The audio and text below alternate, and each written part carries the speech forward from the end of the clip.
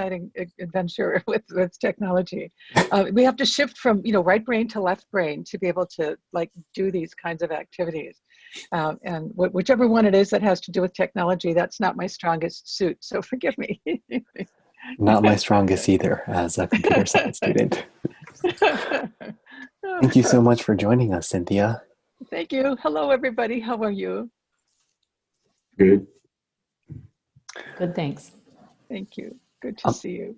I'm thinking we can begin with some introductions, and I can go first just to kind of break the ice.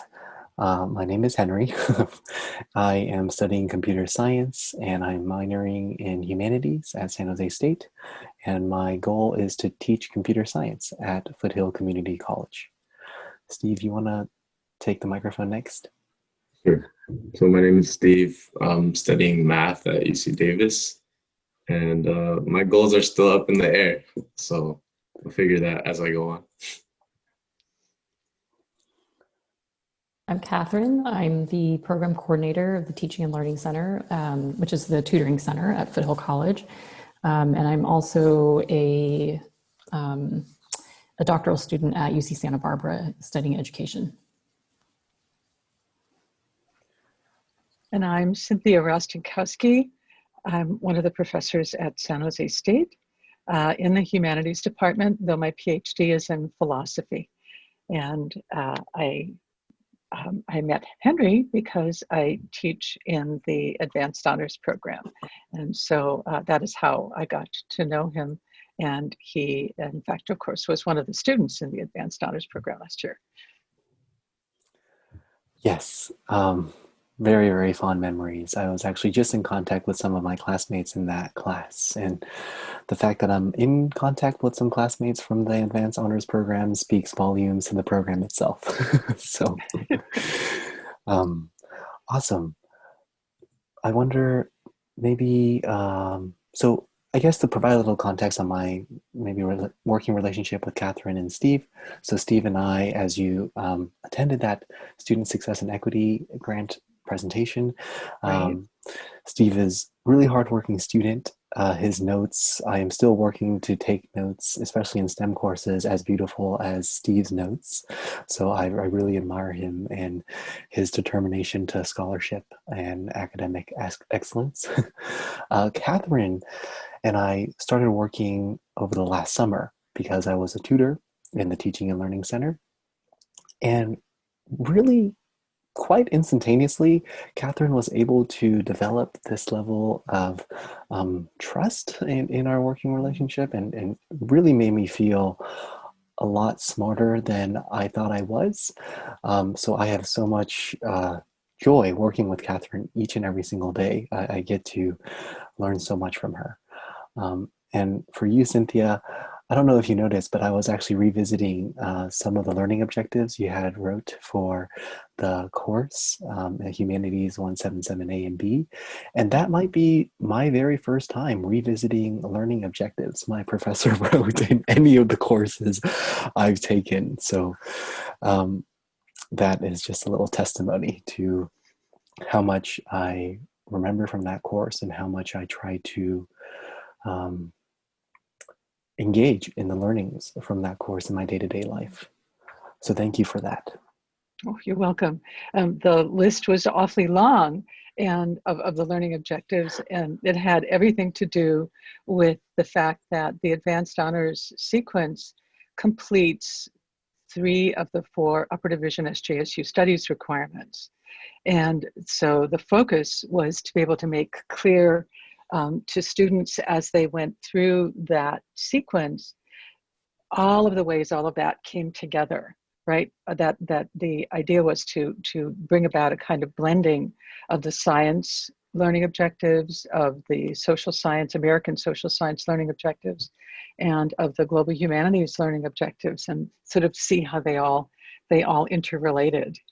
And that was, of course, the hope. One day, we'd be talking about something having to do with the social sciences. The next day, we'd be talking about the arts. The next day, we'd be doing something with regard to science. And then all of a sudden, you see this amazing trajectory where all these things connect, over the course of time. That those aha moments are what we hope, hoped would be the experiential sort of the sort of overall experience of the class, through all of the class experiences, through all of the ways that, the presentations were made, but also how students engage with each other to be able to make these connections, have, we hope, aha moments all over the place. So that was the idea. Yeah, gosh, there was so many opportunities that you positioned your students to engage in active learning, from our seminar discussions to even times during lecture.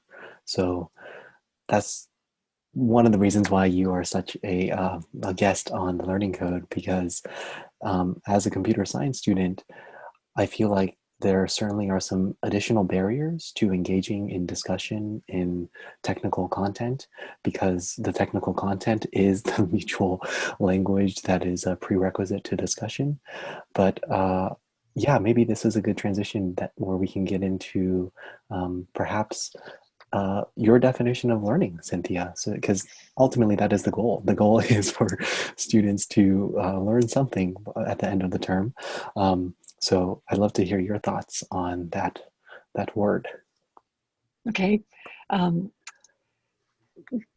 Learning is this sort of interesting, think about learning as something that happens to people, right? In some circumstances, we make choices about what we learn. In other circumstances, we discover we have learned things simply by our context or our repeated experiences. But learning is this experience that we all, to some extent or another, in certain contexts have, of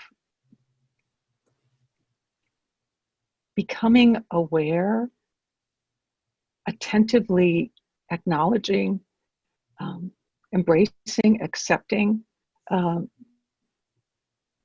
perhaps information, but also experiences, how we operate, how we think, how we negotiate moving through life. All of that is part of learning, right? And that's very different from teaching. It's a completely different experience because we can learn with nobody teaching us at all.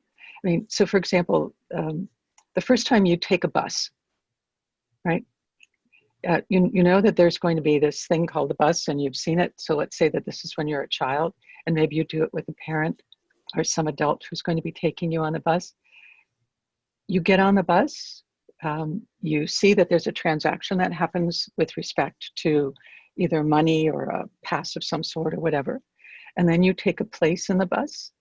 And then you wait till you get to a certain place. And when you're a child, it means somebody's going to be watching for that for you. And then you get off the bus and then you go to wherever you're going. But that the conventions, if you will, of getting on a bus, doing what you need to do for the fare, and then paying attention to where the bus is going so you know where to get off again, all of that is learned. And it's learned by experience, right? It's not like someone has put you in front of a class and said, okay, here's a PowerPoint. I'm going to show you what a bus is and how everything works on the bus or anything else. So we're learning all the time, right? And we learn certain conventions in terms of how we operate. We learn certain sorts of behaviors, everything from how we negotiate eating a meal to what it means to read and internalize what we learn from a book. All of that is learned, and there are so many different components of that. So what does learning mean to me? It means being willing to take in what there is that is part of the milieu, part of the circumstances. And it means that we learn other things on top of other things. We learn, for example, to stick with the example of the bus, we learn that we have to think ahead, that we have to be there before the bus is there so we can catch the bus. We have to plan in terms of how long it will take to travel. All of these are layers and layers and layers of learning. So this is just a very sort of hands-on kind of learning. But we learn endlessly all the time. And there's no guarantee that we're going to be learning in a classroom. Sometimes we do, sometimes we don't. I would suggest that we hope that lots of learning happens in classrooms, but there has to be this sort of openness to what it means to take the information in, but also being prepared to be able to know what to do when information is being put out there, right? And that is sometimes the greatest challenge, right? And part of that preparation is being open to the learning, right? Because we could imagine a situation where someone gets, a child is taken onto a bus on multiple occasions, and they learn a few things. They might learn that you sit down someplace on the bus and then you get off again. But even if the child has done this for a year, you might say to the child, okay, are you ready to do the bus on your own now? And they might say, wait a minute, I don't know how to do the bus on my own. What do I do with, what do you do when you're up at the front with the stuff? And then how do I know where to get off? And if they haven't been tuned in the whole way, right, then learning hasn't quite completely occurred. And that happens in a classroom too, that sometimes students are present, but they're not tuned into learning. Right? They might be doing other things. I mean, it could be anything from like playing with their phone, which happens in classes, it does, to not knowing even the basics of whatever is being talked about, to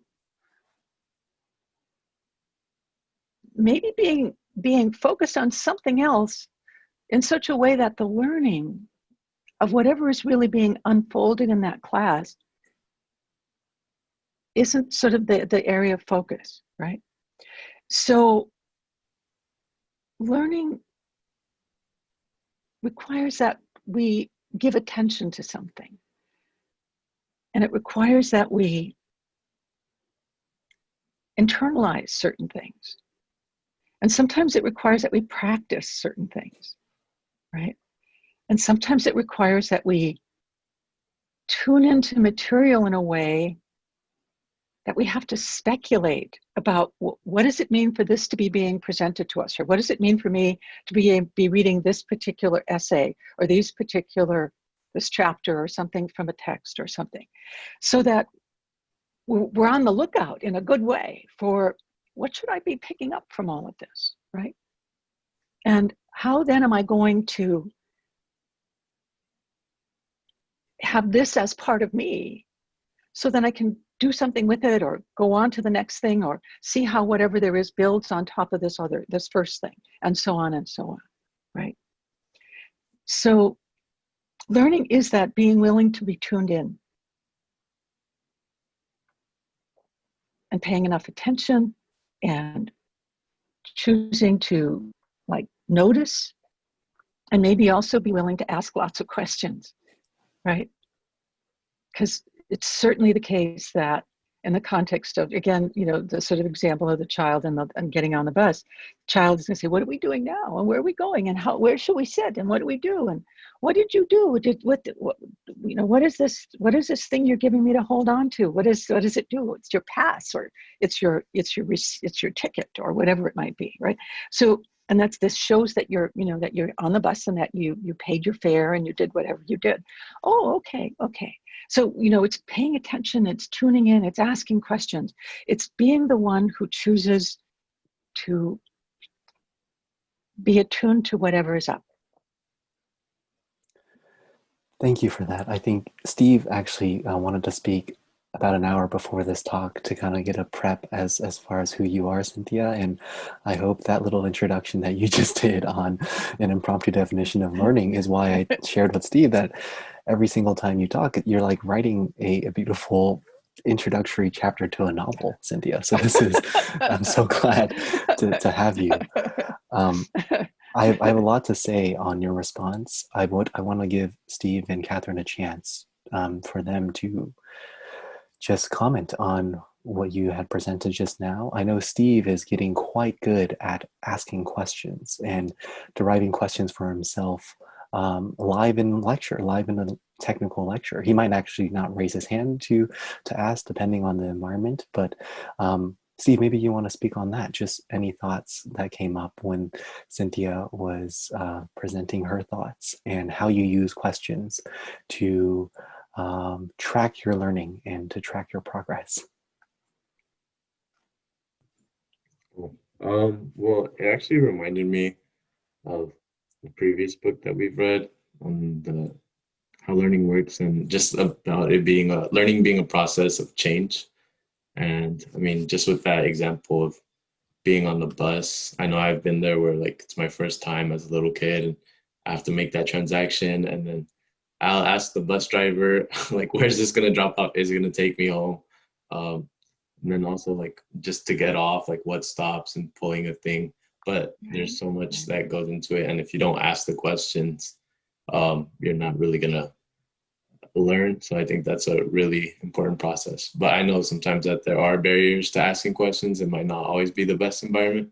So I think that's it's really important to just have a good and like positive environment for asking questions. Totally. Yeah. For all our viewers, Steve has documented a blog post on learningcode.school.blog on how he approaches asking questions in a live technical lecture. Katherine, any thoughts? Yeah, Cynthia, I love what you said about learning kind of involving layers, right? So it's not just one thing that we're learning, which I think is the assumption that a lot of students will go into a classroom with, like, oh, we're just going to learn the content. But I think what you're describing is, you know, there are multiple layers of learning and multiple things that we're actually doing as we're learning. So you described the fact that, you know, we have to anticipate things, we have to process, we have to connect. And then that also extends into like different contexts and times as well, right? So like, you know, with the bus example, a kid could be learning one thing when they're on the bus the first time, but then the third or the 10th time, you know, they're intaking all of this other info. So the layers are happening sort of like in those moments, right? In the moment in time, but also across, you know, like context and across time as well, which I think is really fascinating. It also made me think about your description of the humanities class, the honors humanities class that, you know, that Henry was in. And it seems to me that, you know, that class, or based on my understanding of it, students have to learn in really different ways in that class as well, because it's not just sort of like one general area, it's actually merging multiple areas of study together so that, you know, like in each of these disciplines, they have their own methodologies, they have their own conceptual frameworks, they have their own histories. So I'm actually curious to, you know, to hear maybe both from Henry and from you, Cynthia, about how the learning in that class is unique, because that class focuses on so many different disciplines and actually tries to approach it in a very interdisciplinary and interconnected way. Henry, why don't you speak? Yeah, that's a beautiful question that I would love to expand upon.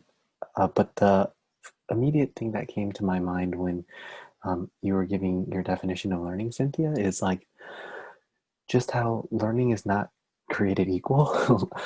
Meaning to say, like when one student spends 10 hours on studying one thing, how much they internalize, how much they retain, or how much change is happening could be very, very drastically different than another student, based off prior knowledge, based off circumstances of the term, et cetera, et cetera. And I've been exercising this idea of using more visuals during these things. So I wanted to share a quick visual, and then I want to ask a question, but I definitely do want to respond to Katherine's question because I have a lot to say about what I learned from your class.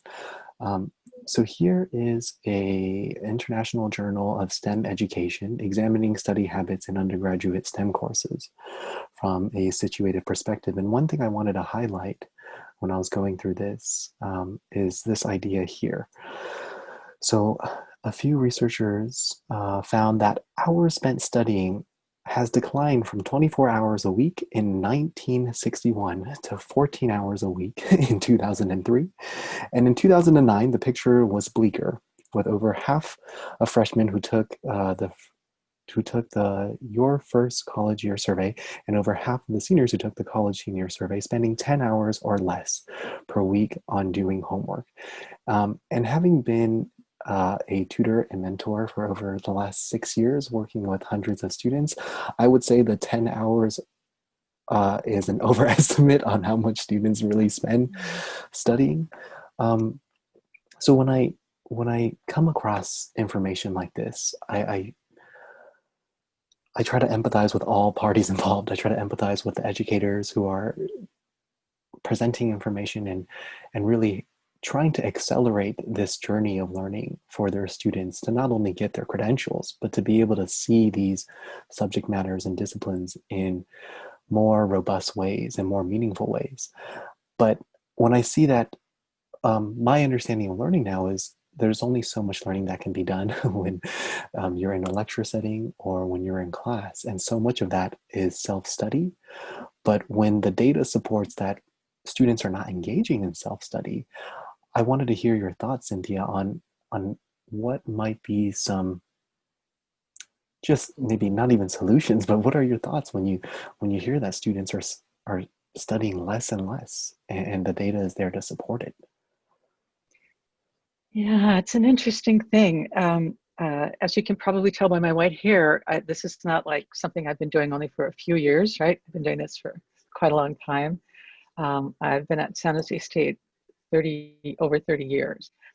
And there used to be this sort of guideline that when I first began teaching at San Jose State, some of the professors said to me, you have to assign a certain amount of reading.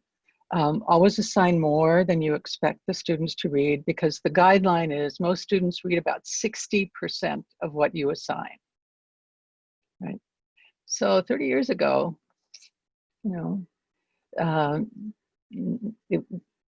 this was actually the late 80s, right? Beginning of the 1990s. You could imagine that if you assigned 50 pages, they would read 60% of 50 pages, right? And so most students would begin and have some idea of how the reading began, and then maybe stop somewhere in the middle. What happens much more typically today is that if a student has an assigned reading and they read the first paragraph or two and they don't specifically get what's exactly going on yet, they just stop. They say, I didn't get that. And so it's really, the idea of reading for a class is much more challenging today, right? And so one of the things that we have in the lower division honors sequence, one of the things that one of my colleagues has begun to do is to create 5 to 7 minute videos telling about a reading, an important reading for that lower division honor sequence. Telling about it before the students tackle it, so that they have, it's like telling them the story of the reading before they do the reading, right? And some of the students, found that useful. But it is that hope of making it safe or comfortable, or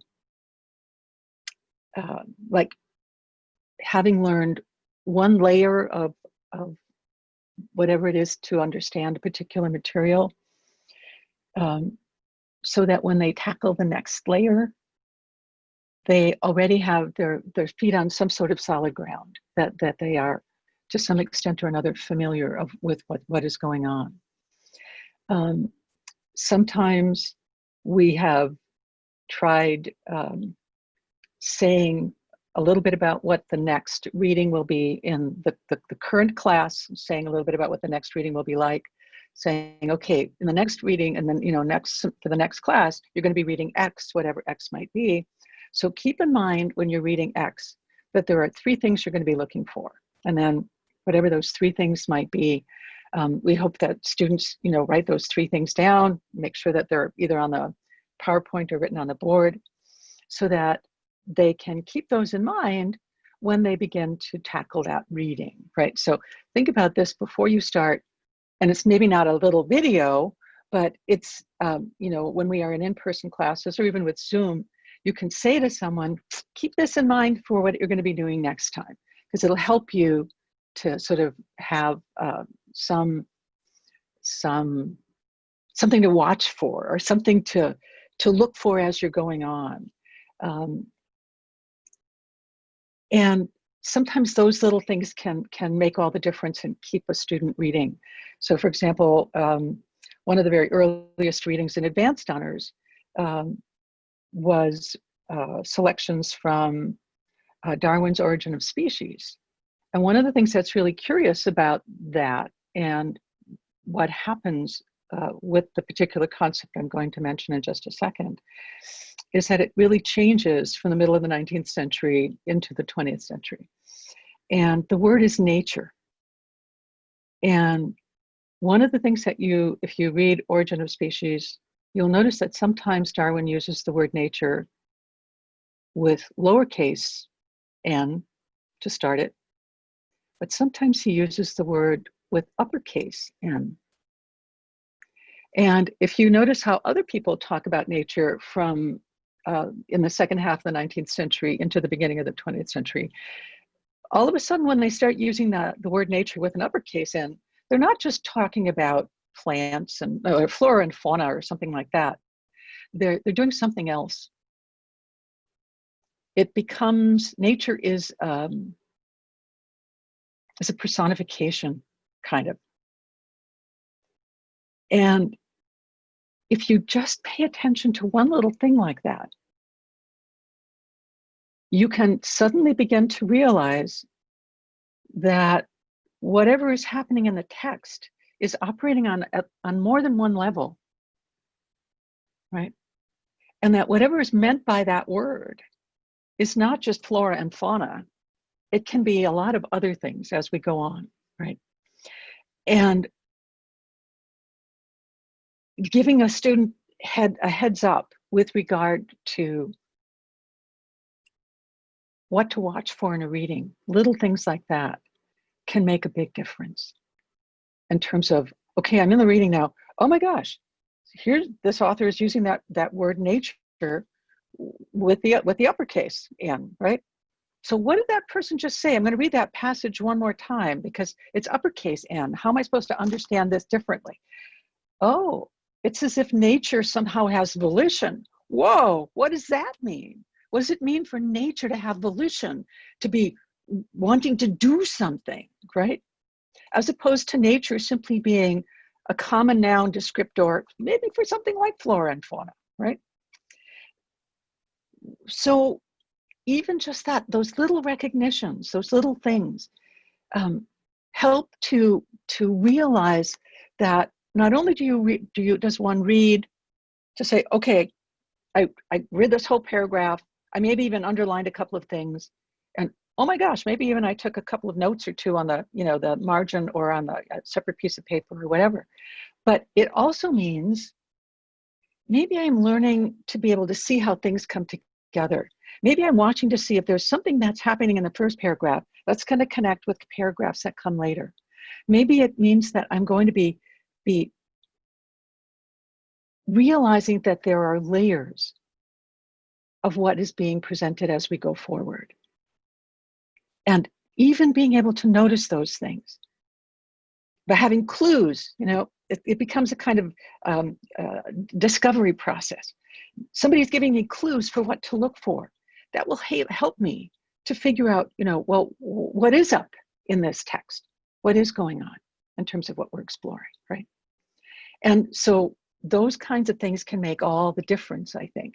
And to connect it with what it means to learn across different disciplines, I would suggest that sometimes even just realizing that a certain concept is used in multiple disciplines or in multiple contexts, that the word nature, when it's used by Darwin, is going to have several meanings, but they might be very different than the meanings that, for example, someone like Wordsworth uses when he talks about nature, when he is describing his experiences of walking around the countryside near Tintern Abbey, right, in his great poem about that.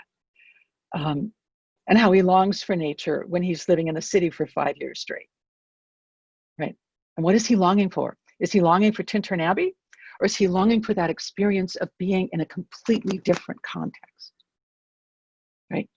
So, and you can see how as people who use a language, we use it in so many ways, and we evoke so many different possible ideas with what we do, that when just having someone say, watch this word, and watch how this author is going to use it, and watch how that author is going to use it, and then watch how your professor is going to use it every now and then, right? And whatever else, and how you're going to be using it to describe and explain.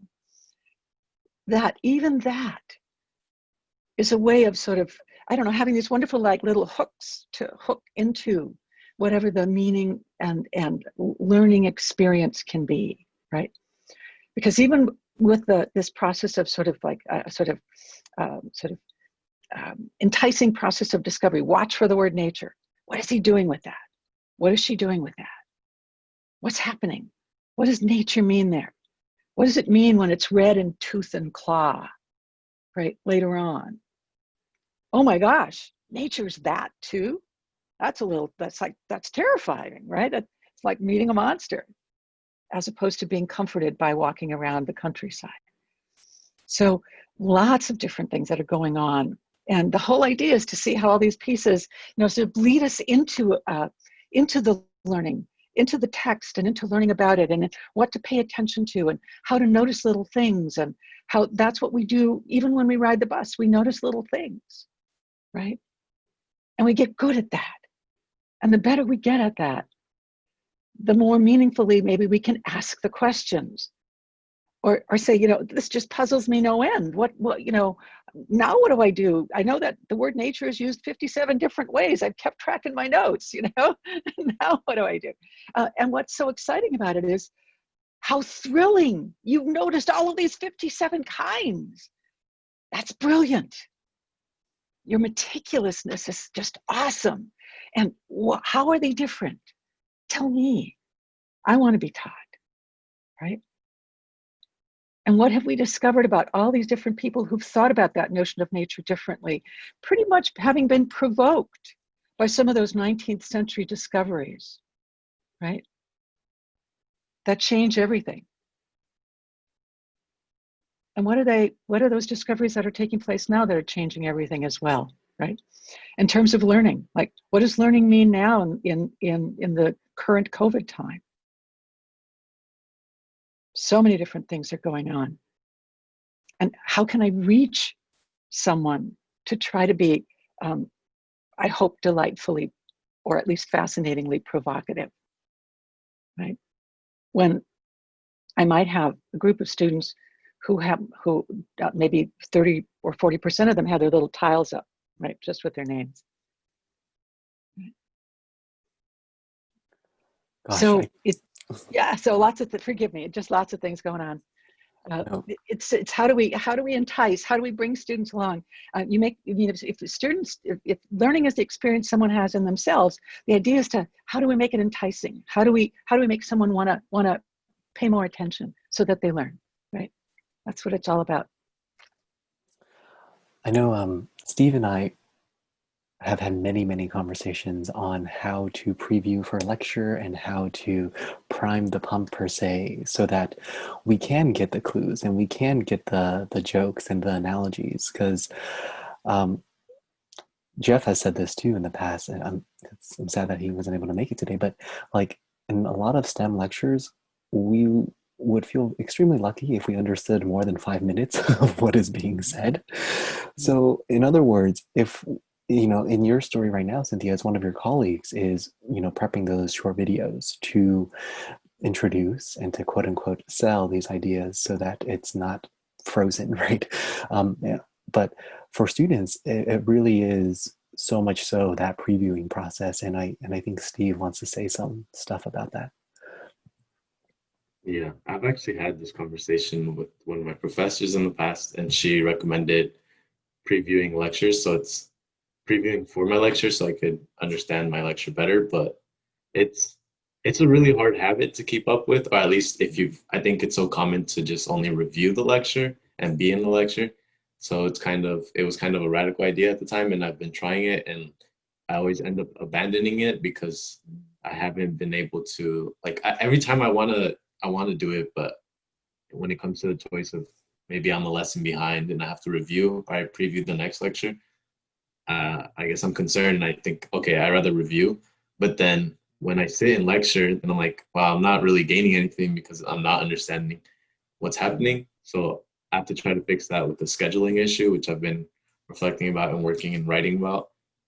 But I think it's so powerful, like just that idea of, at least for my math, just there's so many pages that we tend to ignore, but there's always like a chapter introduction that like usually we never read, or like an outro, and just seeing the syllabus and like how some names like will pop up back and forth, and just trying to, I know Jeff has told me like reading a textbook is so different. Like you don't just read from the beginning very to the end.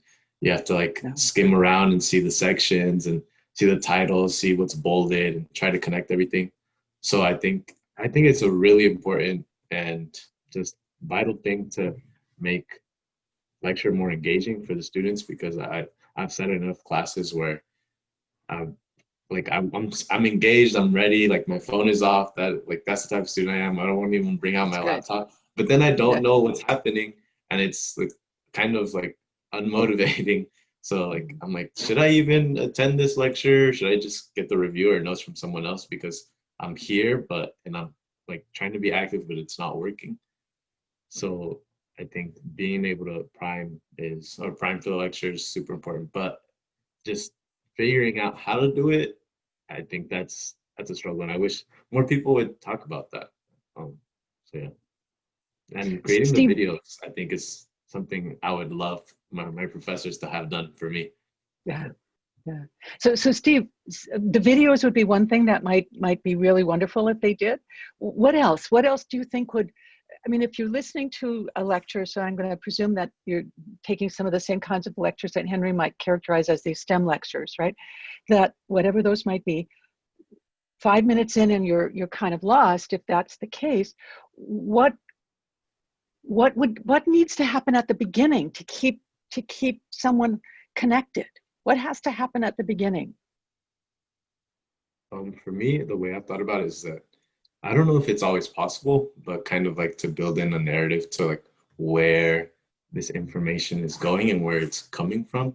Because sometimes, or a lot of the times, it happens to be like an expansion of an idea we learned maybe in a previous class, but we're having hard time to relate it to anything. And then like it just doesn't feel like it has any context. And it's just like, this is just some super abstract thing that doesn't really exist.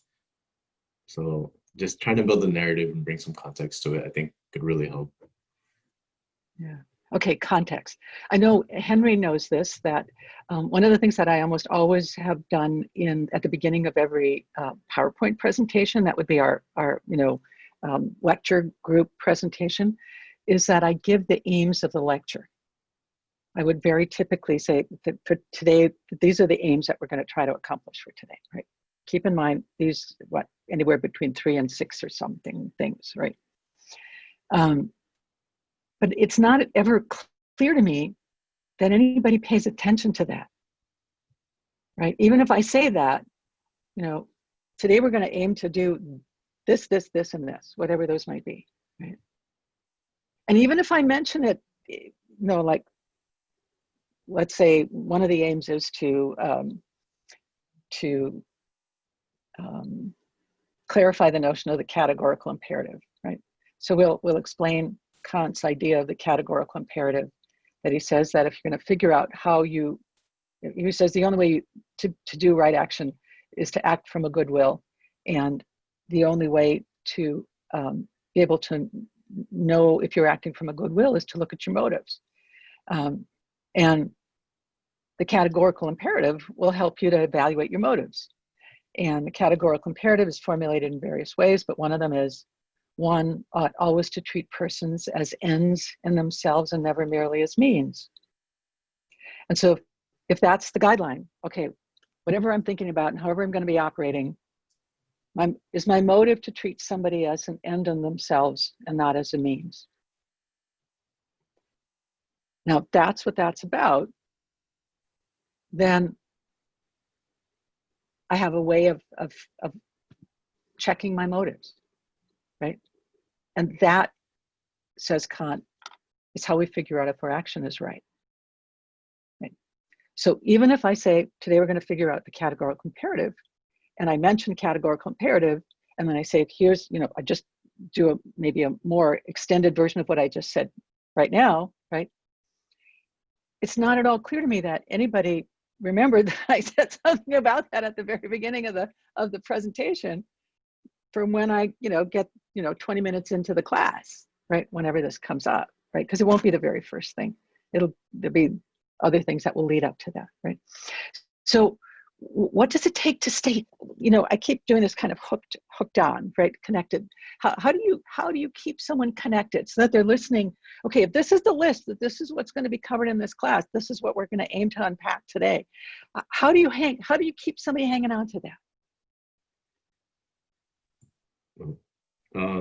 I know at least from my previous experience, I hate that I'm going to suggest this, Yeah. but some professors have had quizzes in class, not super high stakes, but it keeps you on your toes, I guess, and exposes you to material often, because there is no other way to, a quiz is very engaging. It's almost reminds me of say if I'm out late at night and my car breaks down, or I have to get it jump started, I can watch a video on that, but when I'm finally in that moment, that's when I I actually find out whether I know how to do it or not. So quizzes, but I know part of me is oh man, they're so stressful sometimes. Right, exactly. Because the whole idea is not to stress students out. I mean, one of the questions that Henry offered, he says, you asked a question before we even began this, Henry, and one of them was, what do students struggle with most? It is my belief that students mostly struggle with fear. A lot of different flavors of fear. Oh my gosh, a pop quiz? Or, oh my gosh, I have to read all this? Or, oh my gosh, I have to write a paper now? Or whatever it might be, right? That the experience, quote unquote, of learning has, because of connections like evaluation, has become something that somehow learning is intertangled with fear, at least in an academic context. Maybe not with getting on the bus, right? Or learning how to set the table or something like that. But certainly with the academic part, and that sort of freezes people because that fear part is up there, and it blocks maybe whatever it means to be tuned in to learn. I don't know. I mean, I explore, struggle, talk about this with students, with colleagues, read about it. Our way of creating academic experiences very often has as its foundation intimidation, making people afraid. And what are they afraid of? Not getting a good grade, because they're being evaluated all the time. Evaluation does not make anybody feel comfortable, ever. And as long as education is connected to evaluation, that fear part is just always there. And I think there's a kind of, it's a real difficulty with respect to just sort of being inquisitive and wanting to learn because of that, natural inquisitiveness, right? And so, in fact, it's interesting, when we were at San Jose State, we were given the opportunity in the summer after became online classes, the university said, we will pay you if you want to take an online class to learn how to teach online. And no matter how many, there was no limit. Everybody in every professor in the whole university could do that, right? And so I took it. And one of the guidelines is that the way you teach online is that you give students something that's not very long. So let's say you do a 20-minute presentation. Then you give them a 2-question quiz. And then you have them break into a small group. And then you have them come up with something. Everybody has to come up with something from that group.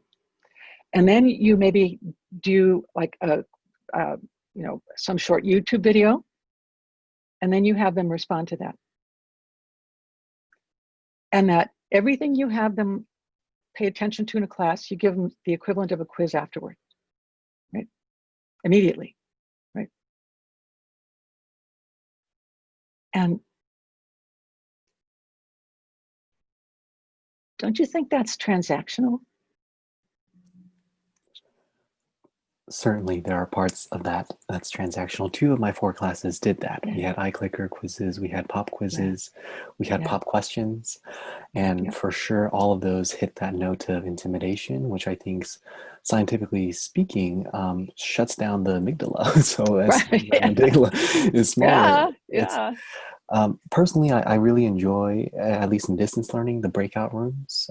But that in and of itself requires a launch, right? Because if you just do breakout rooms, students can easily still have their videos off, mics off, and could be full silence.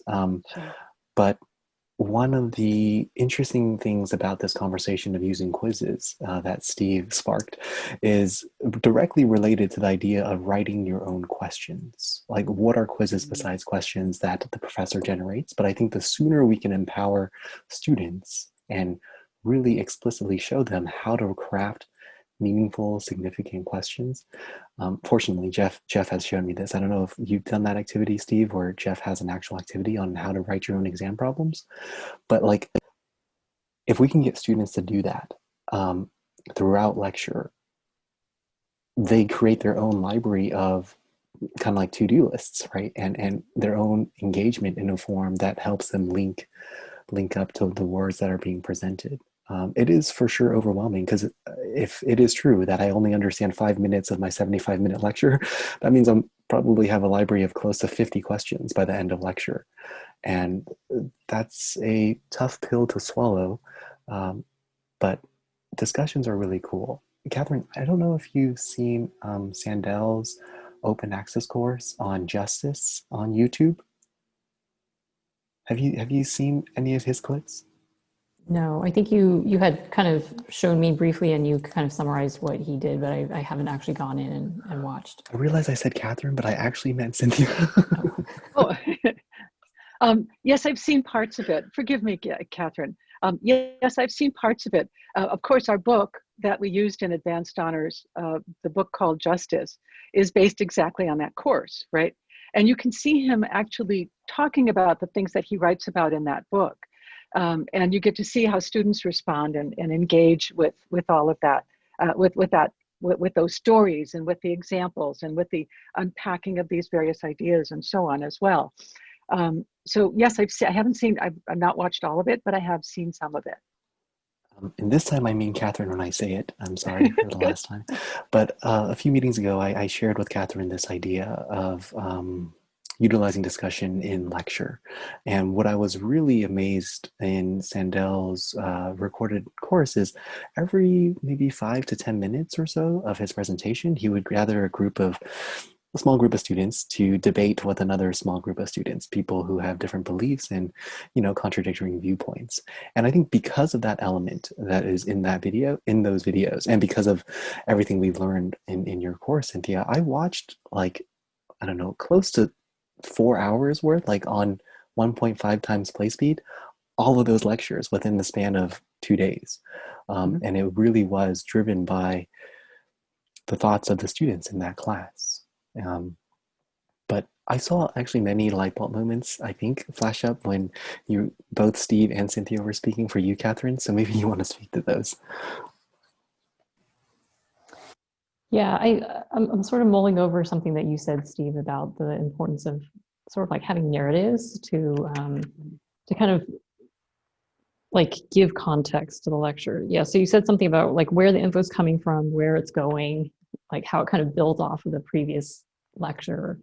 Um, and I'm thinking about it in two contexts. So I'm thinking about it in terms of like statistic classes that I've taken, where it feels very like the instructors really struggle to like make those connections from one lecture to the next. So it seems like, you know, when I've taken those classes, it just feels like each day of lecture, we would be introduced to almost what felt like totally different material, even though I knew that, you know, each day we were building kind of the building blocks to like more complicated statistical problems and stuff. And that was very different from the experiences that I had in my humanities classes, and specifically in like literature classes, where, you know, of course we would have like different pages of a book that we would have to read for every lecture, but the instructor, the faculty were very deliberate about making sure that over the course of the entire semester, they were actually building an argument that, you know, that had like, you know, 32 different parts because we had like a 16-week semester. So even though they talked about different themes, they talked about different topics, it was all building towards something. And that process of discovery, Cynthia, that you were saying, I loved going to those lectures because it was like each day we were like, what's the story going to be this time? Like how is this going to build off of what we were talking about last week? Right. How is this, like, how are they going to bring back this theme that they talked about like 3 weeks ago and help us to like look at it from a different angle? So I don't know. I think that there are ways to do that in you know, science and math courses. Because I don't specialize in those areas, I'm just not sure how. But I also realize how important my humanities background and my literature background has been, because it's actually given me kind of this foothold into understanding different ways that learning can happen very effectively, and ways that narration can actually create really meaningful learning experiences, but also empower students.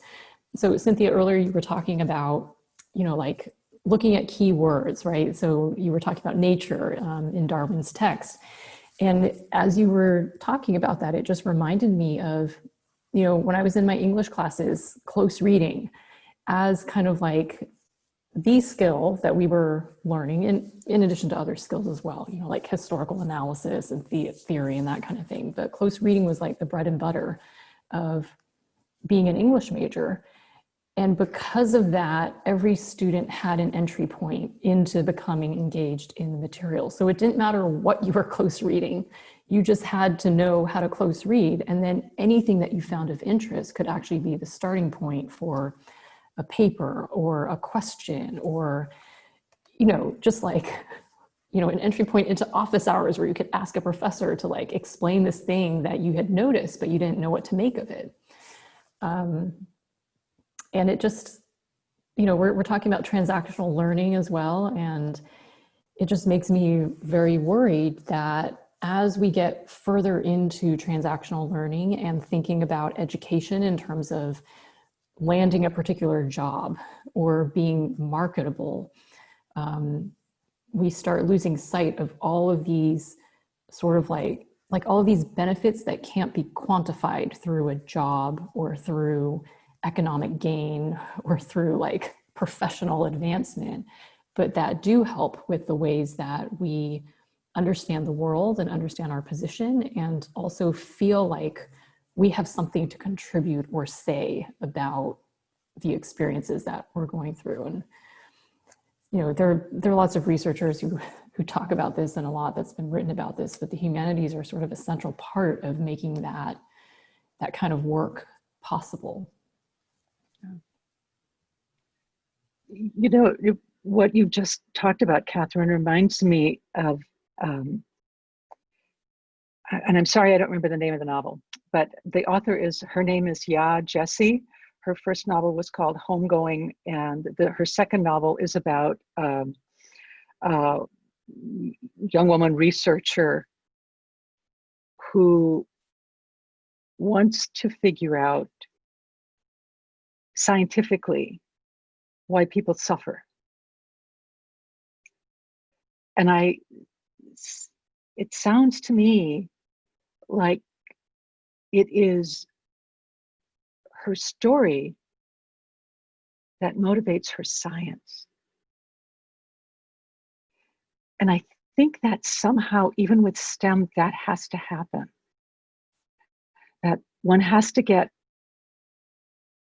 connected enough to the I don't know, the biological science or the aspect of whatever one is learning with structural engineering or something,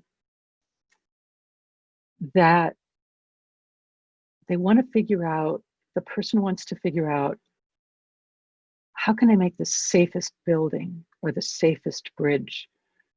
Or how can I understand something about microbiology so that I can, I don't know, keep people safe in some way, or whatever that might be, right? And then the science, whatever it is, becomes powerfully meaningful because the story is already in the person who's pursuing it. I think that's what happens. I think that's, for example, why people who win Nobel Prizes get so into whatever this particular thing they're into is, because they've got the story, right? Why did a number of years ago someone win the Nobel Prize in economics having to do with his exploration of microloans in certain parts of the world, so people could get a microloan so they could buy a sewing machine so they could create a business, right? That's the story that made them all of a sudden really interested in figuring out what microloans in certain countries in the globe, across the globe, what those might mean, and how do you bring them into existence and make them safe and make them reliable and make them doable for people who's, maybe make no more than $250 a year, right? To be able to create the extraordinary financial network that it would take to do that, and understand what the whole, motivation is, because the story they've already got. And I think maybe that's the great challenge in learning. Maybe we all have to create the story, right? I know I decided I wanted to get a PhD in philosophy in 5th grade. Now, I know that sounds really ridiculous. What does a 5th grader know about philosophy, right?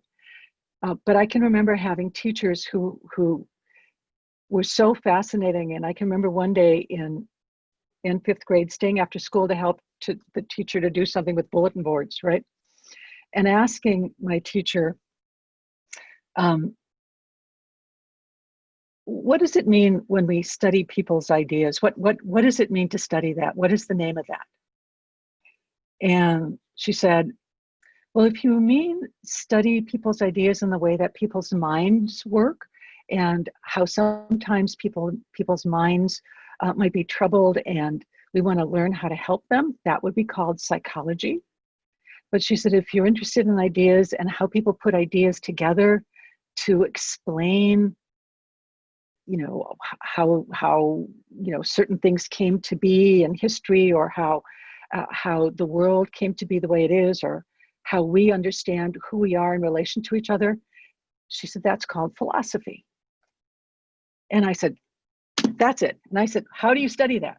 Because there's nothing in elementary school. You don't do philosophy or psychology in elementary school. There are no classes in that in 5th grade, right?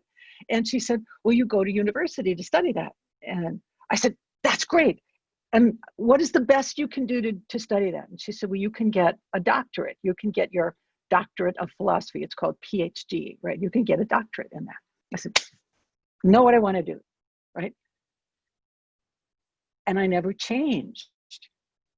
I mean, that was what was so weird about it. I was this bizarre little kid, right? But that was the story, right? I mean, on some level, I knew there was something about these ideas that sort of percolated up already in, my childhood through what, third, fourth, fifth, whatever the grades were, that I wanted to know more about how you do that. Put these ideas together. And it just got better, right? I mean, the longer one explores something that you already have that little hook into you, the more exciting it is to keep exploring. Wow.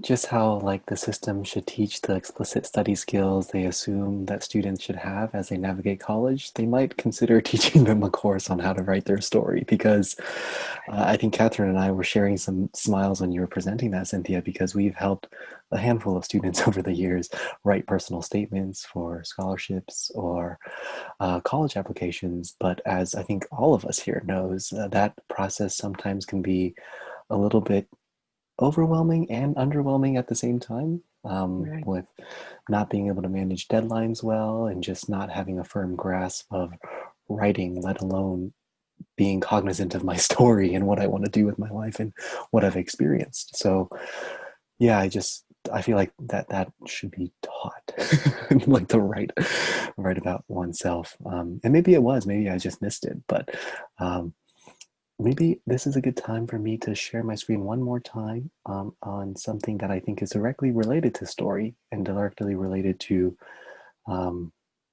helping students stay motivated towards the larger horizons of focus, meaning not just this immediate term. And this is something that I shared with Katherine a meeting ago. It is a letter published by a computer science professor, Professor Dijkstra at University of Texas. It's titled "On the Cruelty of Really Teaching Computing Science." And I just want to read maybe the second paragraph, and then we can have a discussion. The usual way in which we plan today for tomorrow is in yesterday's vocabulary. We do so because we try to get away with the concepts we are familiar with and that have acquired their meanings in our past experience. Of course, the words and the concepts don't quite fit because our future differs from our past. But then we stretch them a little bit.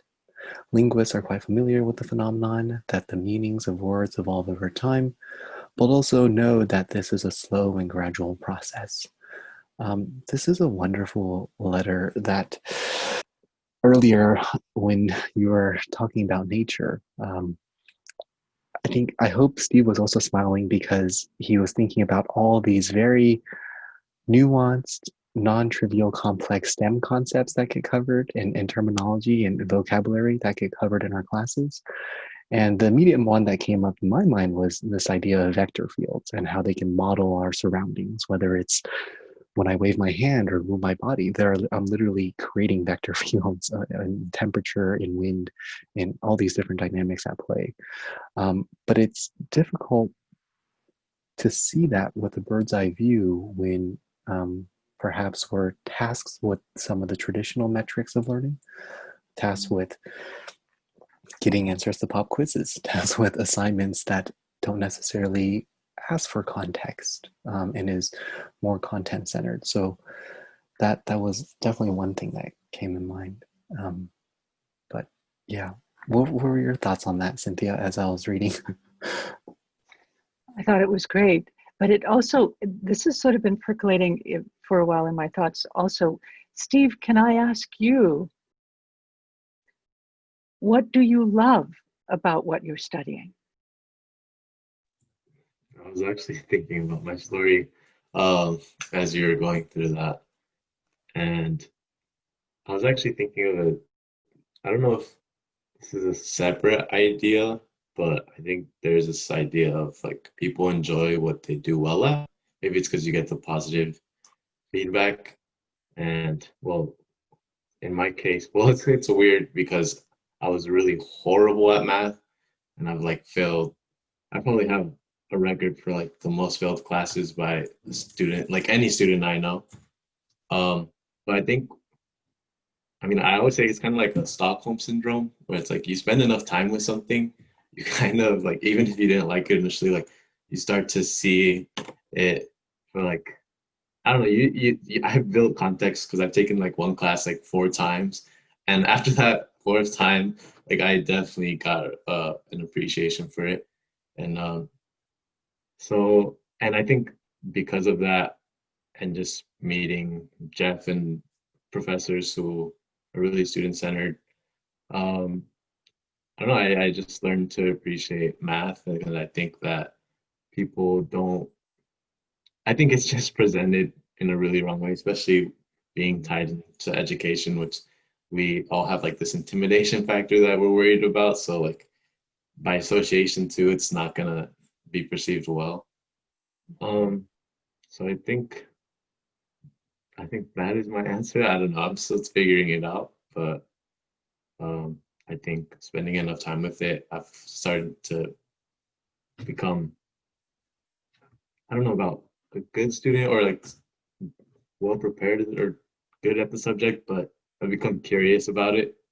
And I think that I've been, I've developed my skill of keeping up with that curiosity. And I think that allows me to do well. And then I get the positive feedback in exchange, and it's a good little cycle, I guess.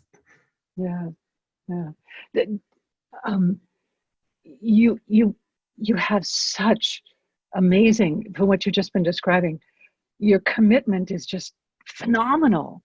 It's like heroic, right? I mean, I mean that in the most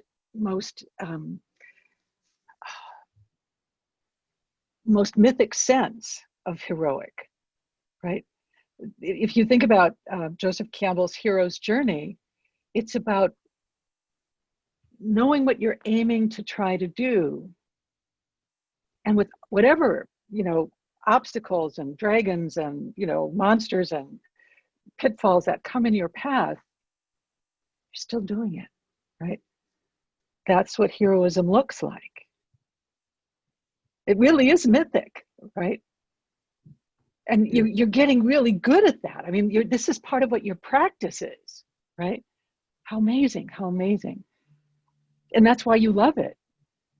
Why you really, that you find the value in it because of that. And then I also just really appreciate, because I don't think I would have been in this position. I think I would have, because I did at like points like take time off of school, um, just because, I mean, you fail something enough times, you're gonna start reconsidering whether like you want to continue with it. And just having professors who, I know Jeff for me, like he was one of the first professors who like didn't didn't just see me as a student, but like he cared about like my story, who I am, like for those things, and I felt like I could be more comfortable in the classroom. And I don't know, there wasn't that intimidation factor. I think that was a really big helped me get over the hump, and then just gradually collect some little wins. Helped me change that narrative of just seeing myself as someone who's really bad at it, but just okay, maybe I didn't get a F this time, but I got a C, even though initially I was disappointed. Like failed class 3 times, and then the fourth time you get a C. But then he's like, hey, that's a win. And then gradually getting a B, and then finally starting to get A's. So just I've had professors who've helped me along the way. So I think that also helps with me wanting to kind of keep that going and help other students. So I enjoy tutoring as well. And how do you do that? How do you help them?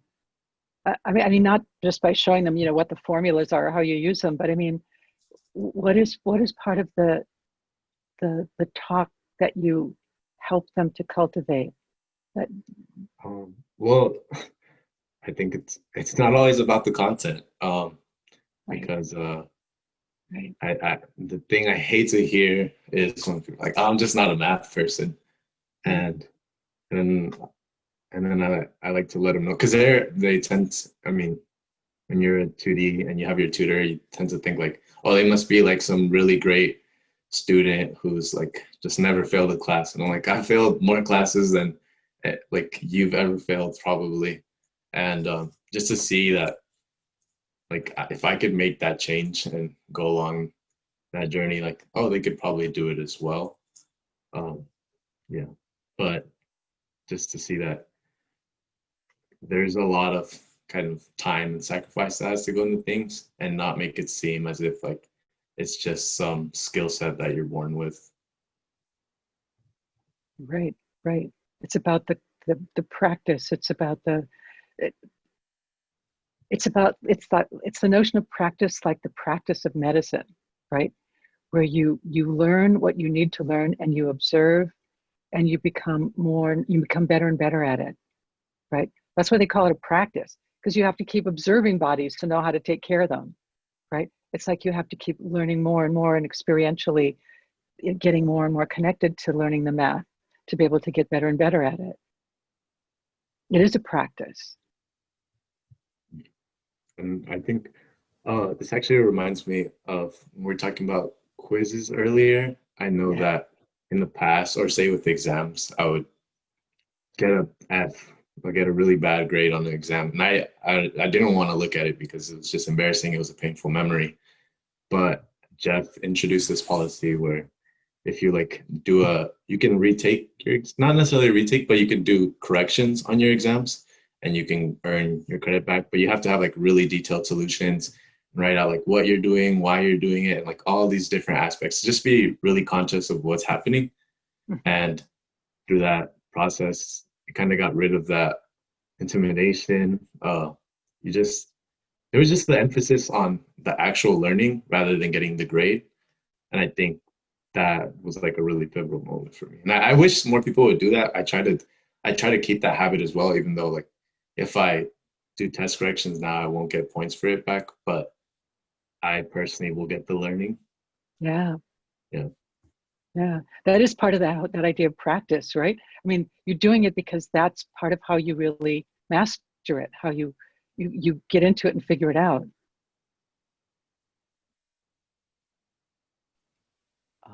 I would love to ask a question on just that idea actually, which is once we can adopt this growth mindset and once we can define learning as change, I think we still either rise or fall to our habits and the habits that be. And, you know, good habits are hard to pick up but easy to live with, and bad habits are easy to pick up but hard to live with.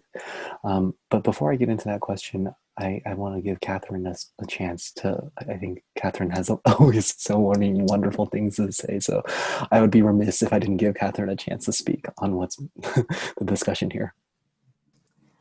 I think, Stephen, hearing your story, I'm just so struck by,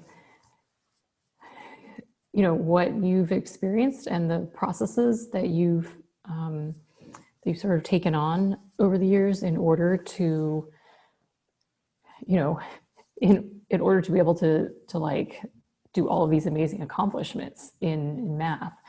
And it, you know, it just makes me think, wow, like what are we telling students when we set up our academic year to be in like what 10 or 11 week quarters for those of us who are on the quarter system, and 16-week semesters, when in fact what you're showing us, Steve, is that learning in meaningful ways takes place over not like weeks or days, it takes place over years. And I think this speaks to, Cynthia, what you were describing at the very beginning of our conversation as well, about these different layers of learning, and how we make these connections, you know, like in many different points in our lives. I'm thinking of the work that I'm doing right now as a student, and like a lot of my friends in the program, you know, they've been with their projects for like a year, right? They're collecting the data, they're doing the research, they're analyzing their findings. And, you know, I feel really embarrassed because I've been like thinking about the questions that I've been working on for like 10 years or like over 10 years. So Steve, it was really helpful to hear your story, because now I feel like a lot better. It's like, okay, it's actually a good thing that I've been working on this stuff for many years, because that actually has helped me to understand things in ways that I wouldn't have been able to understand if I had been working on a project only for like, you know, 1 year or a couple of months. So thank you, Steve, for that.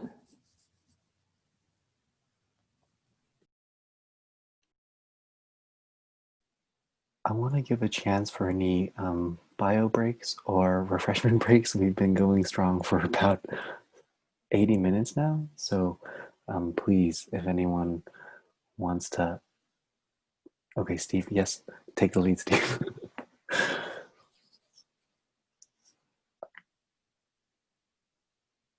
Cynthia, check out these notes that my classmate Mark Santos shared with me. I have plenty of notes from our class, but his is quite organized for an electronic copy. Like I have handwritten notes, and mine. I'm still working on getting my stuff more organized. It's a work in progress.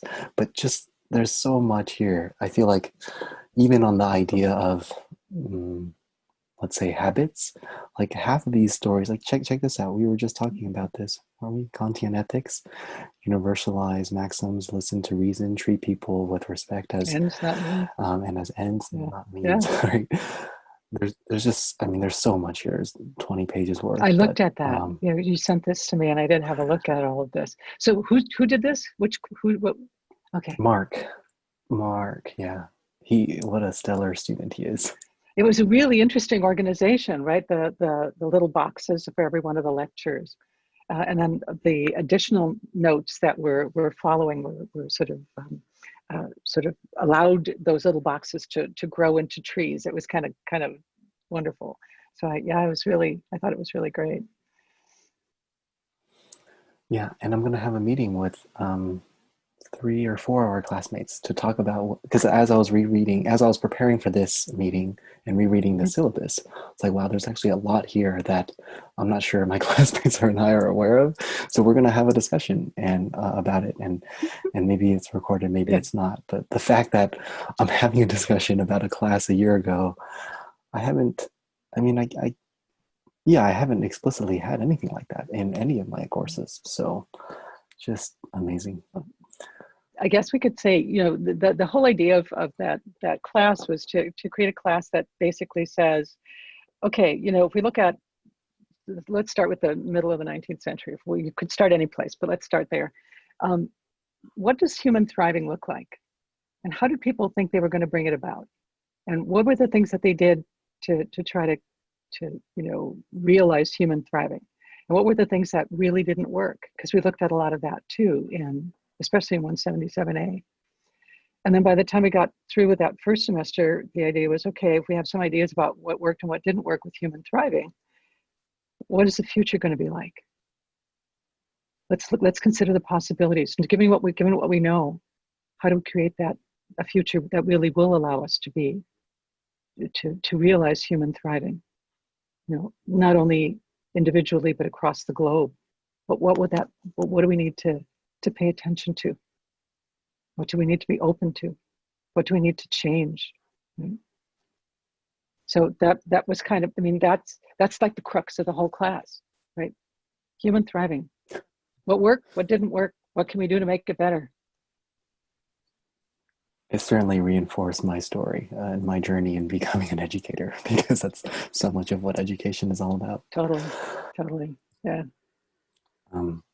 So before my question on habits, actually, I want to maybe give an opportunity for Katherine or Steve to ask any questions for Cynthia. Any questions that come to mind?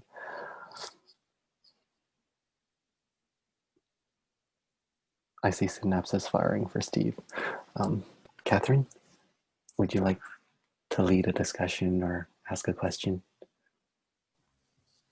Yeah, Cynthia, I'm actually really curious about the honors humanities class that you teach, and how, I guess, how San Jose State decided to offer the course in this way. And I ask this because I was at UC Merced for a couple of years, and they tried to create an interdisciplinary course that, on paper sounds very much like the humanities course that you're teaching, but it did not it didn't quite go over that effectively. They were trying to move away from this model where, in order to satisfy GE requirements, students have sort of like a list of all of these different classes they can take in like biological sciences, physical sciences, humanities, like arts and literature, et cetera. And then they pick and choose based on the classes. And Merced wanted to move away from that because they thought, well, we have to think interdisciplinarily now. Students need to figure out how all of these disciplines actually can work together and how they work, like what we can learn when we think interdisciplinarily. But and at least from my perspective and for many of the students who I was working with, the attempt at doing that still ended up replicating that model where it was like each week there was a different topic that was from a different discipline, and the lecturers had a very hard time making those links. So I'm really curious to hear more about how San Jose State came up with this model for the humanities class and why you think it's been so successful at San Jose State. Yeah, well, we have the lower division humanities honors sequence is a 4-semester sequence, covers lots of GE also, and has been around for, at this point, 66 years. Next year will be 67. And there are a couple of things that I think are really different about the way that this team taught program come into existence.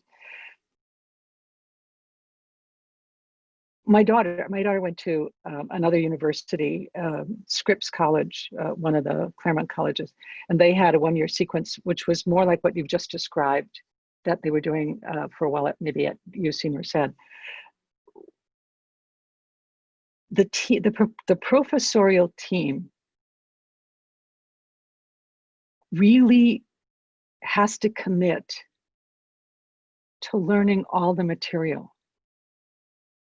So even if they're a specialist in X, they have to learn W and Z and Q and whatever else, right? And so for most professors, it is a steep learning curve because we're trained as academics to be specialists, not generalists. And the expectation is you still maintain your specialties, but you have to become very much a generalist with respect to everything else. And in fact, some people after like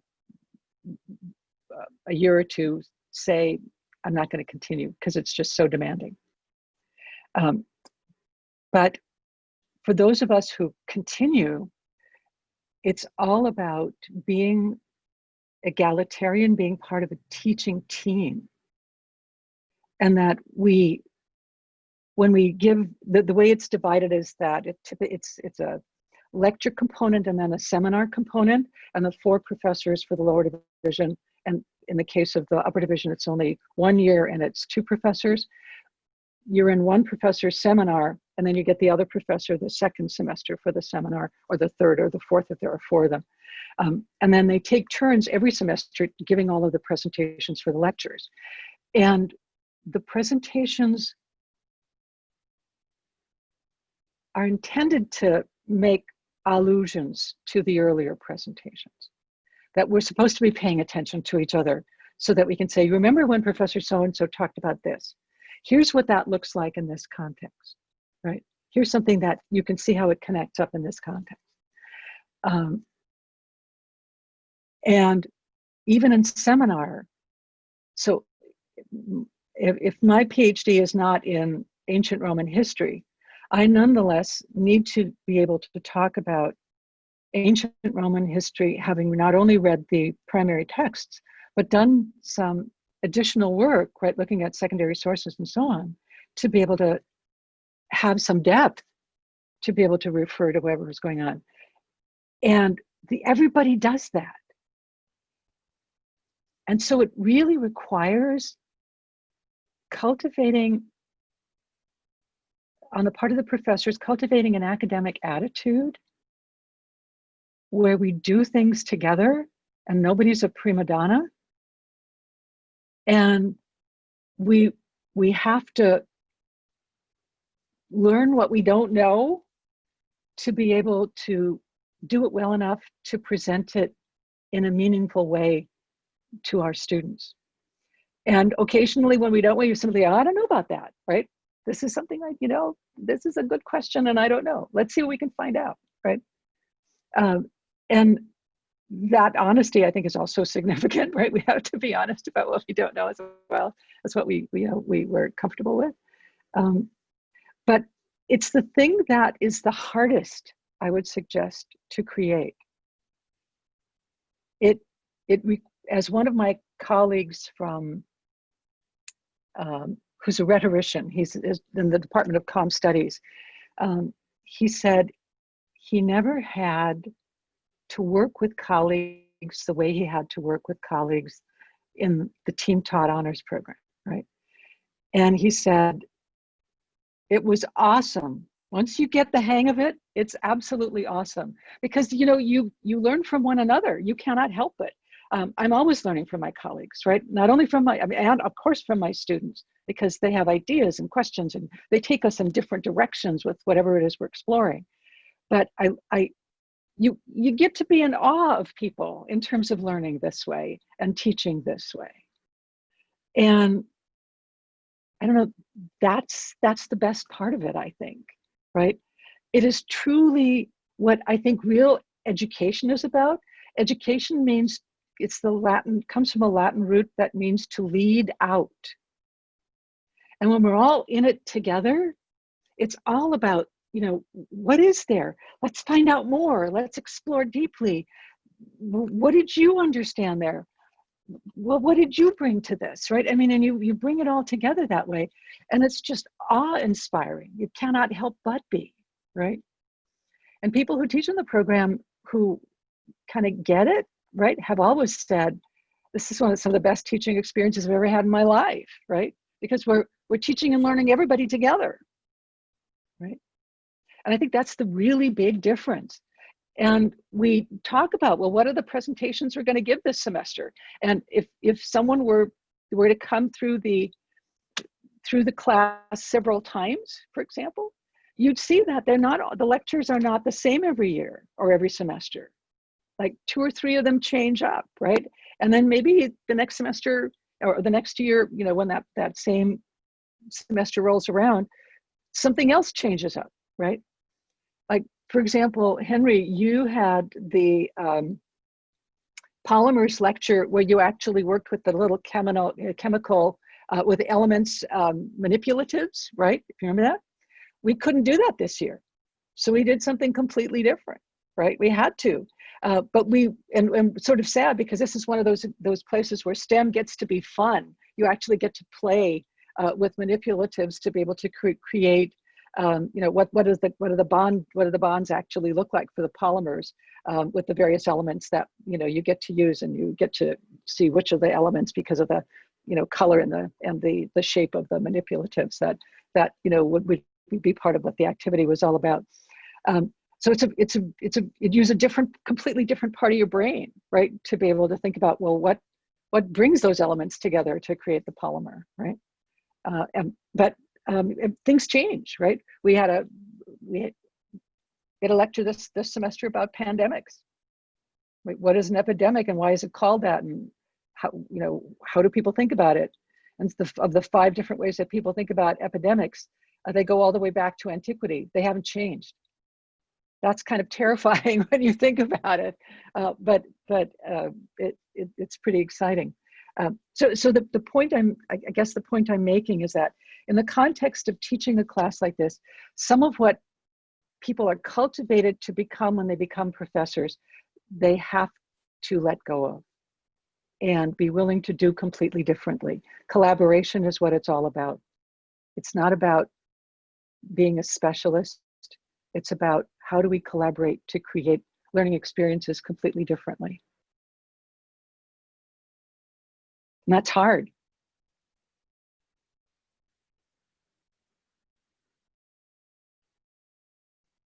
But fun.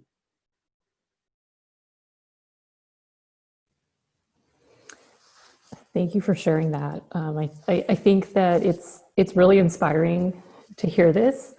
And it kind of gives me hope that that this model of teaching can actually be used in other departments and in other ways, in education, not just in higher education as well. Because I think, we're kind of conditioned in the neoliberal university to just focus on the individual, right? Individual advancement, academically, professionally. What can I get out of this? Even the ways that classes are graded on a curve, it's like every person out for themselves. But I think what you're describing simultaneously shows the ways that we've been conditioned to work in those ways, and what is possible when we really make a concerted effort to break free of that, and to realize there's actually a lot that we can do and learn and become if we actually think about learning and teaching collaboratively, which is like not at all how the university is structured. I mean, even if you like from what I've heard about, like merit and tenure processes, it's all about, like individual publications and what research you were the PI for and that kind of thing. Right. And, it's really interesting because there are always administrative entities who say, why are you all in the classroom at the same time? Only one of you is lecturing. What is going on there? How should that count? Is that really counting as teaching? Yes, it absolutely is, right? That's what it's all about. It's a collaboration. We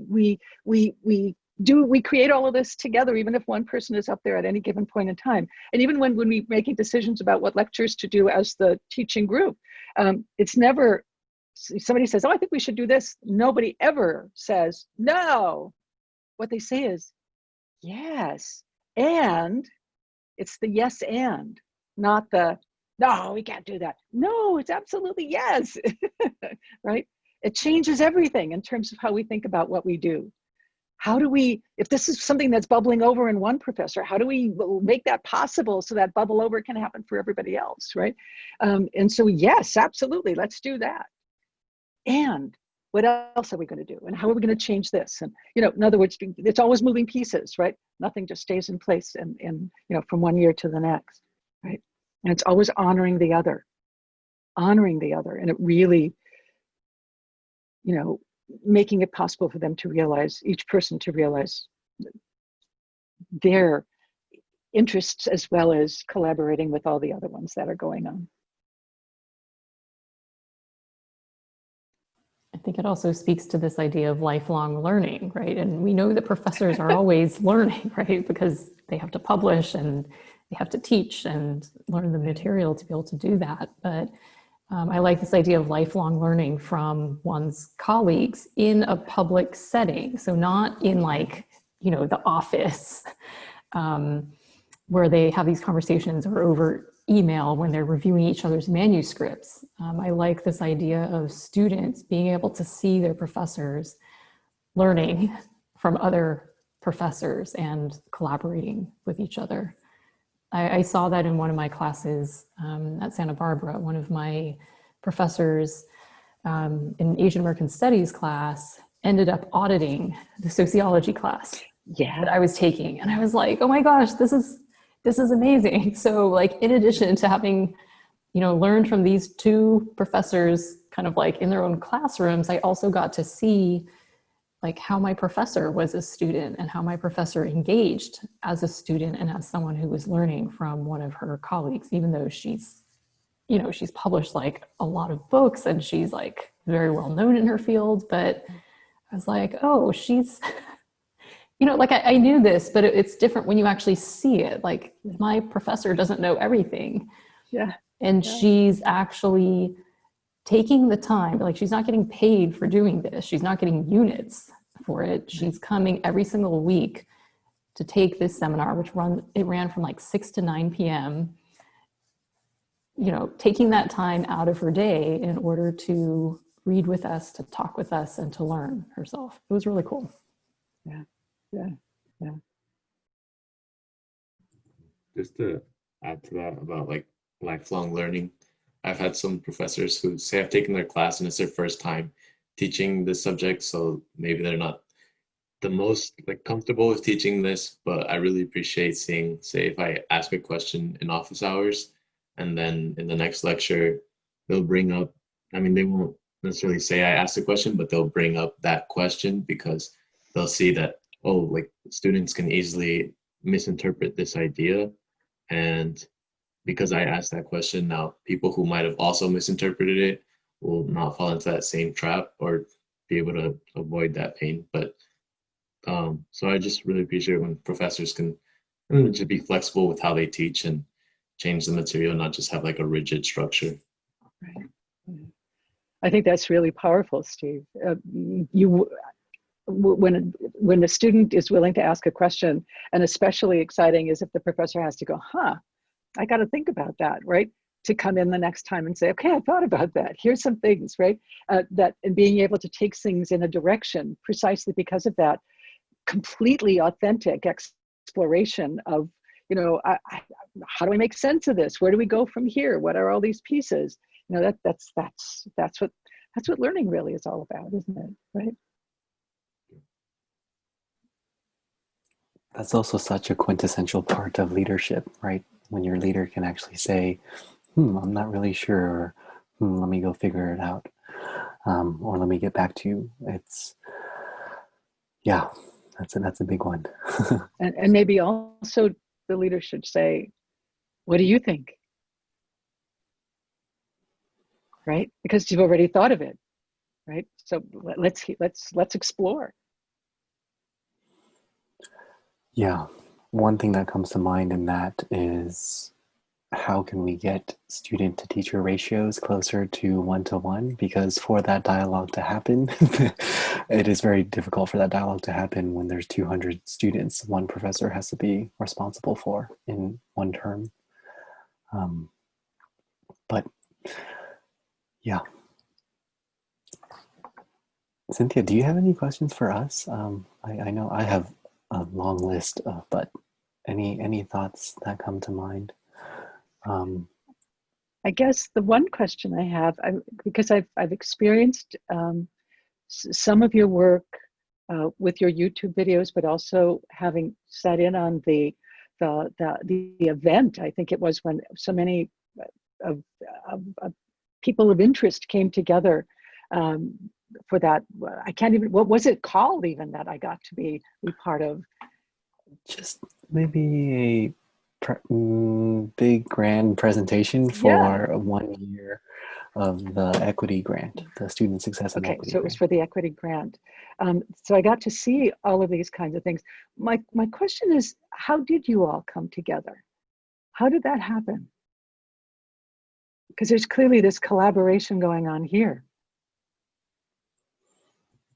Steve was in the section before mine for multivariable calculus at Foothill.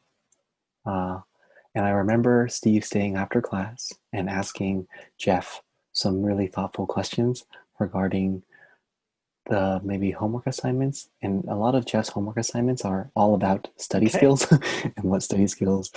And that really, struck my attention. And I was like, wow, this is cool. Like, I think because of that conversation I witnessed Steve have with Jeff, I also went to Jeff's office hours, or I also stayed after class. So that's how I met Steve. And I guess that was also my first quarter with Jeff, but I attended a scholarship workshop that Jeff hosted maybe a few quarters back. So that when we submitted the grant, it was just me, Steve, and Jeff. And originally it was to highlight student practices and document it in a way where it's like an open access library. And really to have the students share a bit about their story and also a bit about the explicit practices they're using to learn or not learn. But that is still a work in progress in documenting that. Steve, do you remember any different origin story? I actually don't remember because I went to Davis first and then I went to Foothill after being dismissed. So I was already in like some like higher calculus classes, and I didn't necessarily know anyone because that was going to be my first experience at Foothill. I'm pretty sure I just saw you around in the STEM center, and yeah, I mean, you guys know Henry. He's a very social person. He can make friends with anyone. So I'm pretty sure he just approached me at some point.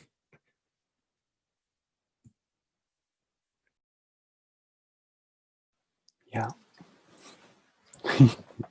And how did Katherine come to be part of the group? I had a tutoring job the last summer, right? and in the teaching and learning center, where she was just brought on to be a director there, or be a program manager. Katherine, I'm not good with titles. I'm sorry. Program coordinator. And actually, it's funny because so equity is part of our grant. Jeff led us to do some research in critical race theory to be able to understand and critique some of the powers that be and the hierarchies that are in place.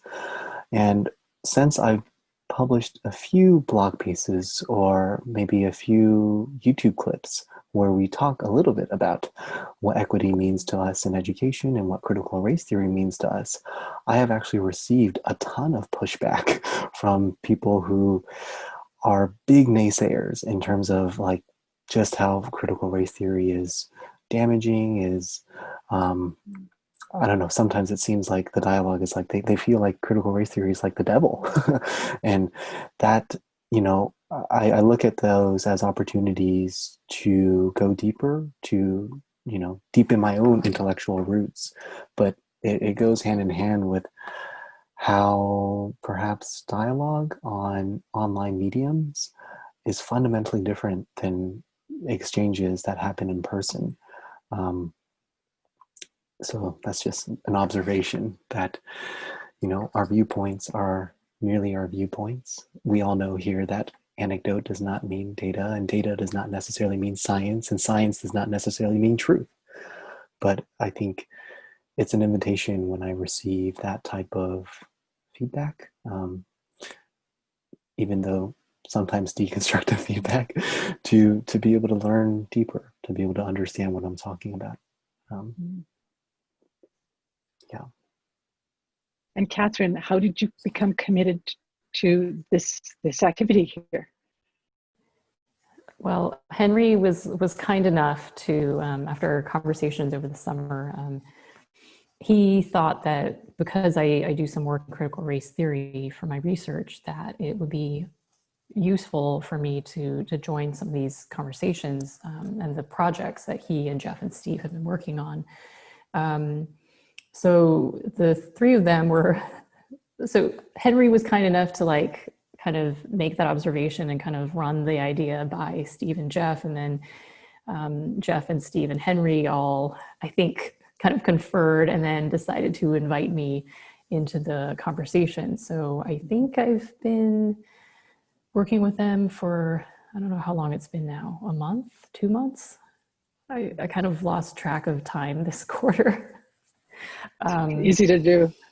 Yeah, but it's been great. We've been having weekly discussions, and I'm kind of learning a bit more about the work that they're doing and becoming more familiar with kind of their group dynamic and what it is that they're trying to accomplish. And I think we're about to get, to start thinking about like books we want to read together for the upcoming semester, and maybe other projects that we want to work on. Sounds exciting. I'd be interested to know what books you all to read together as well. That would be really, really delightful. Yeah, that would be wonderful. We have a approximately 10-year goal to ultimately teach a study skills and learning habits course, because I think it's silly to not explicitly teach the skills we expect on students.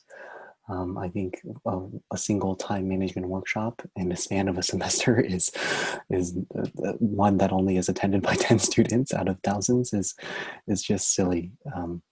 So yeah, I would be happy if you can join us, Cynthia, on the book.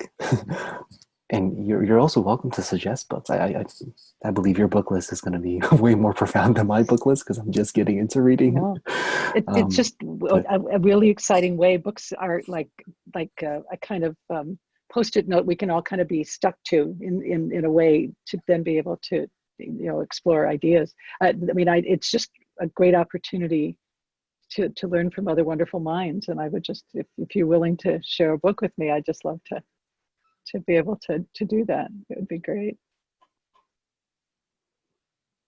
yeah, maybe the last portion. I really enjoy when Cynthia shares stories with me. I've never been more excited to attend lecture and just presentation and seminar. So one of my goals actually with this recording is, since it is recorded, to just show how cool Cynthia is beyond the classroom space and beyond a classroom setting. And one way I see Cynthia being able to shine in that goal of mine is just to tell perhaps some stories of, I guess you're going to go into Humanities 177B, right, Cynthia? Yeah, so just maybe some introductory stories to prime the learning objectives in 177B, to kind of turn your syllabus to life. To not, I mean, I've been fortunate enough to take that course, but I think Steve and Katherine may also benefit from hearing some of the stories and learning objectives there. Okay. Well, I think I shared already a little bit about what it means to think about the course as a whole, right? The idea is people have thought about thriving in lots of different ways. Some of them really did mean human thriving, others did not. So over the course of some period of time, we want to look and see what worked and what didn't. And then the second semester is this idea of, well, here's where we are right now, and what could the future be like, right? What are things to aspire to? What are the ways that we can make the world a better place, make the possibilities of thriving be realized for more people, right? And in a much more robust kind of way, right? Rather than sort of piecemeal or haphazard. And so we explore various sorts of things. Still looking, by the way, in case anybody has any great ideas for one, for a novel or a novella for students to read for this spring. In the past, we've used The Circle as a really interesting kind of exploration of what does it mean to live in the middle of tech, right? And what are relationships like, and how does tech affect that, our relationships? So for the spring, we will have the students read one long work of fiction, but we will also look at, for example, what made people really begin to think about environmentalism. And we're going to be looking at Silent Spring and how it sort of turned the world around in a very interesting way in its own time, and where we have come to since then, right? And how, again, how has the environment been disrespected, ravaged, even with the enhanced awareness of the environment. We look at the effects of Agent Orange in other parts of the world, and other things in the context of exploring that. We look at what learning looks like in the 21st century. We will be exploring just as we've been kind of exploring today, what does it mean to learn when we're, I don't know, I suppose we can say, even though we're connected, we are also sort of separated by screens, right? And what will learning look like in the future? We know that there are data that indicate, as we've talked about, that students do spend about 10 hours a week to do homework, as opposed to what was it 24 in 1961, something like that? Okay, so we've seen how that has transformed over time, and we know that the abilities that are cultivated by learning to read are not just the means to be able to take in information by looking at a printed page or a text page of whatever electronic sort, whatever it might be, but that our brains function differently by the activity of learning to read. And it's actually one of those multi-layered learning experiences, right? We learn language as spoken first, and then we learn what letters look like and what their sounds are. And then we learn how to put them together to create words. And then we see how words get put together to create sentences, and sentences to create paragraphs, and paragraphs to create books. And all of that, I would suggest, is non-natural. It's all learning. That's part of why a standard education is supposed to be 12 years, right? That it takes that long just to get good at what it takes to learn in the academic sense, right? And so we look at that, and we know that students are less and less likely to read now. So given that that's the case, what does it mean? What are the other learning modes, right? Thinking about Gardner's different kinds of learning, right? Which ones are going to take primacy after a certain point, and what will that mean in terms of the level of depth and sophistication of learning that really makes all the difference as we go forward and create new branches of science, new disciplines altogether, new ways of connecting across disciplines and so on. So we're going to be exploring that. We will be, I would suggest that 177B is the time for a lot of students to arrive at aha moments, because 177B connects up with 177A, and students can see how whatever was going on in all of these different components that we put together from different disciplines and areas that we focused on, and things that students read, and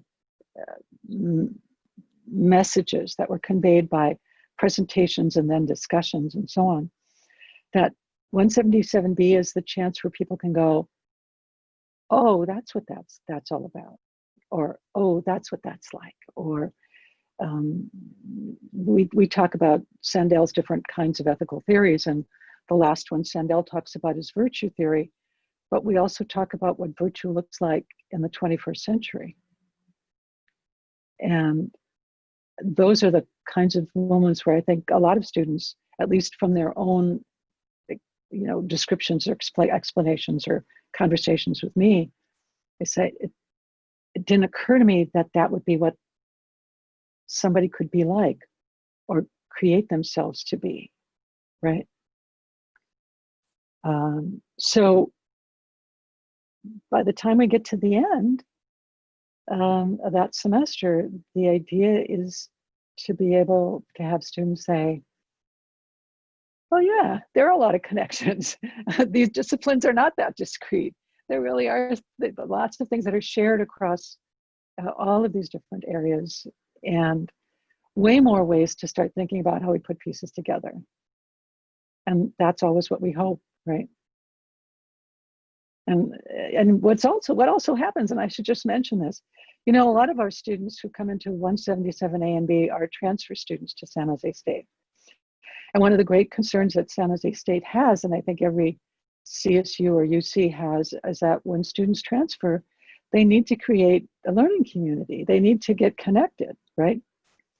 And because they have this 1-year-long course, all of a sudden they get to know each other across disciplines, because it's not just in a major, right?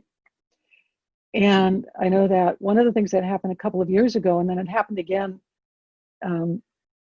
a year or two after that, a few years ago, and then a couple of years later, a bunch of students came one time, the first time this happened. Like, I don't know, 4 or 5 students came to my office when it was exam time and I was grading exams. My office is almost always open, and I'm almost always in my office when we're not having, COVID kind of lives. And they came by and they said, is there an honors club? And I said, no, there is none. But if you want to start one, you can. And, the student government will give you money and they'll give you guidance. And, you can do that if you like. And if you need a mentor, I volunteer, if you want me. Why do you want to have a club? And they said, because we don't want to lose track of each other, right? Because they're in different majors. And it seemed like, I think, too big of a hurdle for them. So they didn't start the club. But a couple of years later, another student came and said the same thing. And I said, oh, I can help you with this if you want. And it didn't get quite off the ground with her either, right? But what's so interesting is that it creates community. It's clear that happens.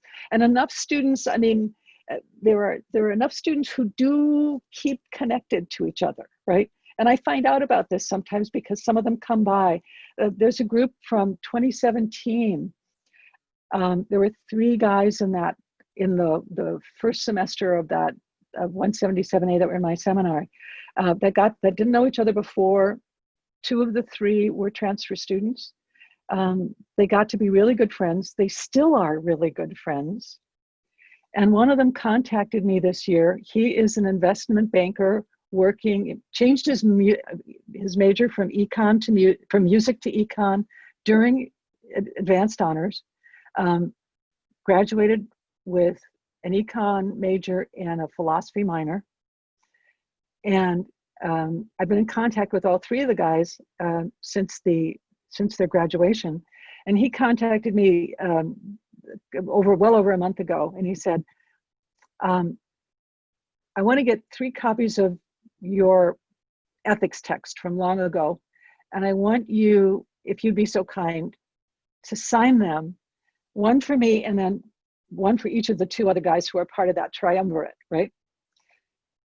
And so he had the book sent to me and he wanted me to write something for each one of them, right? And I met him on campus, 6 feet apart, right, with the signed books, as something they wanted to have as a kind of connection, right, from that experience. Because every one of them changed in some significant way because of getting to know each other as part of that learning community, right? And so the conclusion of the course is really that realization of creating community as you go forward. The way we create human thriving is by realizing it and how we engage with each other.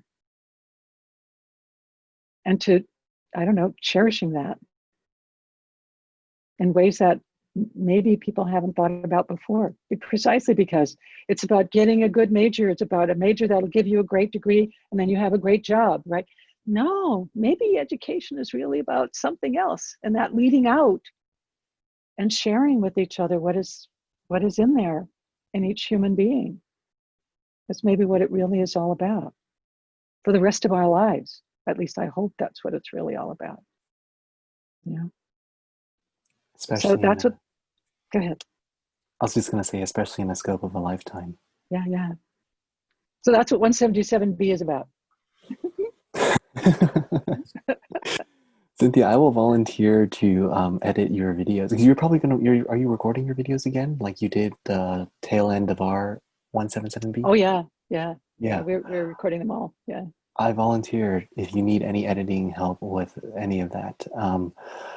This will be another meeting, but I would love to see some of your stuff be open access because it wouldn't be too far of a stretch to ask some really thoughtful questions in the descriptions of those videos to have multi-generational discourse amongst, right, like students, like imagine the comments Mark would have written in some of the videos if you launched him to write comments, and then students that you're having now this semester could potentially interact with Mark's comments from a year ago. And so there's a lot to be said on that. That's a different conversation completely, but I definitely volunteer to show you my workflow in that. And if that's something you're willing to consider, I would be happy to engage, maybe as an independent study or whatnot.